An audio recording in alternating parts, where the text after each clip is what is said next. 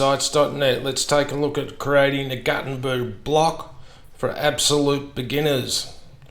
Now there's only one piece of software you need to start with. It's called Node. So you can click on this link and download Node to your applications folder and install it.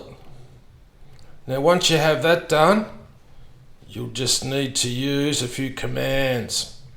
Now Mac have a pre-installed command line application named Terminal. So if you go to Mac Finder Applications Utilities Terminal, you'll find Terminal. So here's Utilities, Terminal, and here it is. And it's very simple to use. You only need to enter 3 or 4 different command lines. So let's start with the first one. Now the first thing you need to do is make sure you're in the right location. So we're going to install a block or create a block plugin. We need to make sure we're in the plugins folder. So we go to command line, terminal, and we type in the path to our plugin folder. Click enter and we're in plugins. You can see it there. Alright. Now if you don't know how to find your path, go to your plugins folder and you'll see down the bottom that's your path. You can actually right click on it and copy plugins as path name, and then you can paste it into a notepad or something like that and make sure that you're using the correct path to your plugins folder, which is inside your WP content folder, using local by Flywheel as our test application.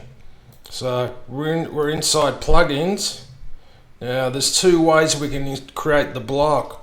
We can use this command, and if you use this one, Terminal will prompt you to add all the information for the plugin header. However, we will use this command, and this command here is much easier and much faster as well. So we'll copy that command after the percentage sign, click enter, and this will take some time to load, probably 2 to 3 minutes. So what this is doing, it might come up, oh here we go, it's already installed a few files. So if we go into the plugins folder, here we have it here. It's already installed a custom block plugin named Sample, and it's going to install the files. Right, we'll be working out of the SRC folder, this one here. Okay, it'll also add a folder for build.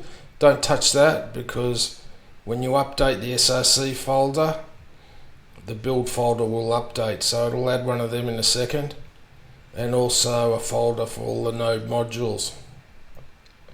So we'll wait for this to finish, and it'll take a couple of minutes. Now the next step, once it's finished, we make sure we're in the plugin folder, and once we are, we'll run a command. So I'll just wait a couple of minutes for this to install.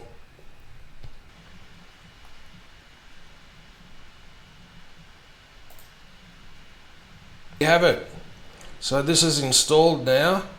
So the next command we need to use, npm start.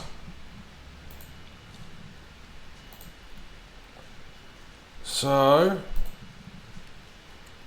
we've got to make sure we're in the right location. We're in plugins. We need to go inside the plugin folder. We can do that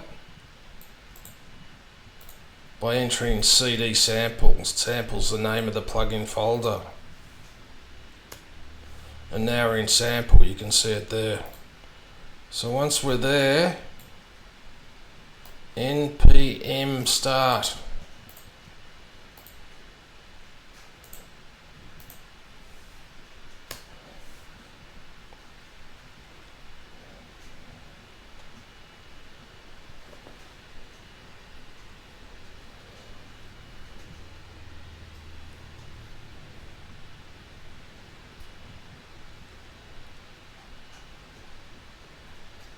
Now let's just test this.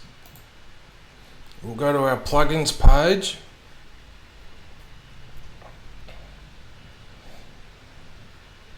We're looking for sample. Click on sample and we get an error. So the way to fix this error, and this is caused by not installing Python. During the installation there was a pop-up for Python. I couldn't install it because it requires 20 gig of hard disk. So we'll fix this problem. Close terminal. If you've got Python, you probably won't get this problem.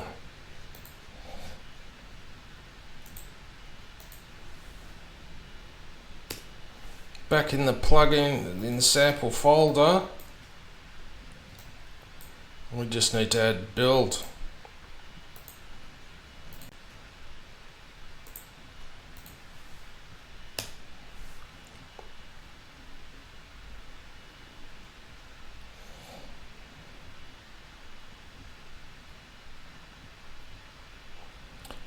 npm run build is what we need.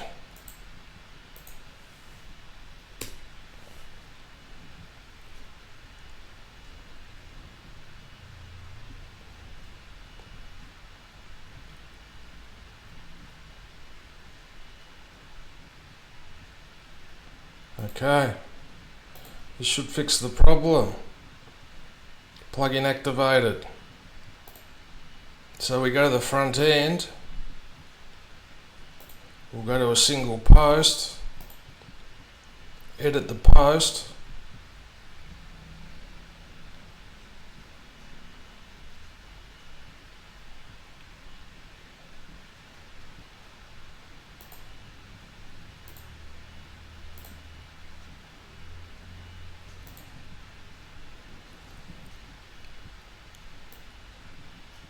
we'll scroll down to widgets, and here it is, sample.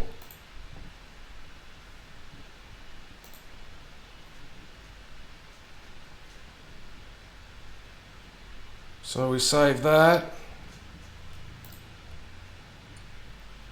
and we've got sample.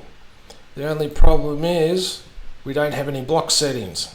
So in the next tutorial I'll show you how easy it is to add block settings to your custom plugin, and they'll appear here, and it's pretty straightforward. It's a lot easier than most people think. Thanks for watching. If you've got any questions, fire away in the comments. Cheers.